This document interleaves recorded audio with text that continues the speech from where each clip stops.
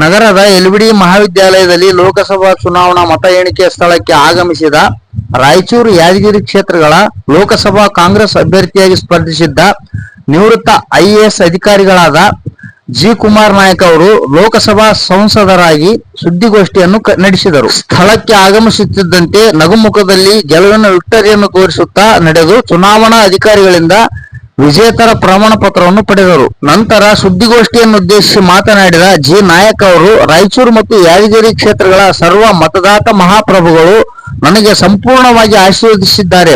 ಸರ್ವ ಮತ ಬಾಂಧವರಿಗೆ ಕಾಂಗ್ರೆಸ್ ಪಕ್ಷದ ವತಿಯಿಂದ ಹೃದಯಪೂರ್ವಕ ಧನ್ಯವಾದಗಳನ್ನು ತಿಳಿಸುತ್ತೇನೆ. ರಾಯಚೂರು ಜಿಲ್ಲೆಯ ಮೊದಲ ಬೇಡಿಕೆಯಾದ ಏಮ್ಸ್ ಸಂಸ್ಥೆಯನ್ನು ಜಿಲ್ಲೆಗೆ ತರಲು ಮೊದಲ ಆದ್ಯತೆ ನೀಡುತ್ತೇನೆ.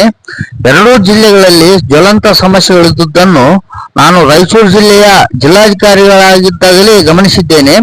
ಆದಷ್ಟು ಅಭಿವೃದ್ಧಿ ಕೆಲಸಗಳನ್ನು ಮಾಡುವ ನಿಟ್ಟಿನಲ್ಲಿ ಸದಾ ಎರಡೂ ಜಿಲ್ಲೆಗಳ ಸಾರ್ವಜನಿಕರಲ್ಲಿ ಸಾಮಾನ್ಯನಾಗಿ ಜನರ ಸಮಸ್ಯೆಗೆ ಸ್ಪಂದಿಸುವ ಸೇವೆ ಸಲ್ಲಿಸುತ್ತೇನೆ ಎಂದು ಹೇಳಿದರು. ರಾಯಚೂರು ಜಿಲ್ಲೆಗೆ ಹಲವಾರು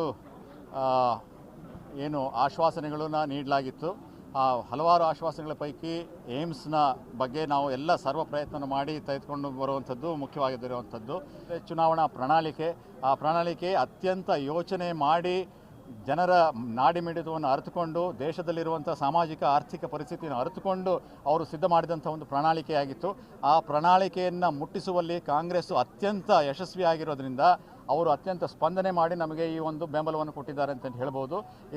ಬೆಳಗಿನಿಂದ ನಡೆದಿರುವಂಥ ಈ ಎಣಿಕೆಯ ಪ್ರಕ್ರಿಯೆ, ಮತಗಳ ಎಣಿಕೆ ಪ್ರಕ್ರಿಯೆ ಈಗ ಕೊನೆಯ ಹಂತವನ್ನು ತಲುಪ್ತಾ ಇದೆ. ಇಲ್ಲಿಯವರೆಗೆ ಕಾಂಗ್ರೆಸ್ ಪಕ್ಷಕ್ಕೆ ರಾಯಚೂರು ಲೋಕಸಭಾ ಕ್ಷೇತ್ರದ ಮತದಾರರು ತೋರಿರುವಂಥ ಅಭೂತಪೂರ್ವವಾದಂಥ ಏನು ಬೆಂಬಲ ಏನಿದೆ ಅದು ಬಹಳ ಸ್ಪಷ್ಟವಾಗಿದೆ. ಇಲ್ಲಿಯ ತನಕ ಕೊನೆ ಹಂತದವರೆಗೆ ಸುಮಾರು 80,000ಕ್ಕೂ ಹೆಚ್ಚು ಮತಗಳ ಮುನ್ನಡೆಯನ್ನು ಮತದಾರ ಕಾಂಗ್ರೆಸ್ ಪಕ್ಷಕ್ಕೆ ನೀಡಿರುವಂಥದ್ದು ಬಹಳ ಸ್ಪಷ್ಟವಾಗಿದೆ.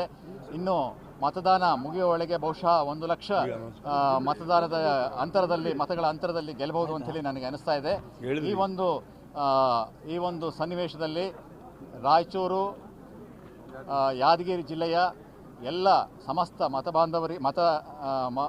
ಮತದಾರ ಬಾಂಧವರಿಗೆ ಕಾಂಗ್ರೆಸ್ ಪಕ್ಷದ ಪರವಾಗಿ ಹೃತ್ಪೂರ್ವಕವಾದಂಥ ಧನ್ಯವಾದಗಳನ್ನು ಮತ್ತು ಅಭಿನಂದನೆಗಳನ್ನು ಹೇಳಲಿಕ್ಕೆ ಬಯಸ್ತಾ ಇದ್ದೇನೆ. ಈ ಸಂದರ್ಭದಲ್ಲಿ ಕಾಂಗ್ರೆಸ್ ಮುಖಂಡರಾದ ರವಿ ಬೋಸರಾಜ್ ಹಾಗೂ ಪಕ್ಷದ ಹಿರಿಯರು, ಮುಖಂಡರು, ಯುವಕರು ಹಾಗೂ ಪಕ್ಷದ ಅಭಿಮಾನಿಗಳು ಉಪಸ್ಥಿತರಿದ್ದರು.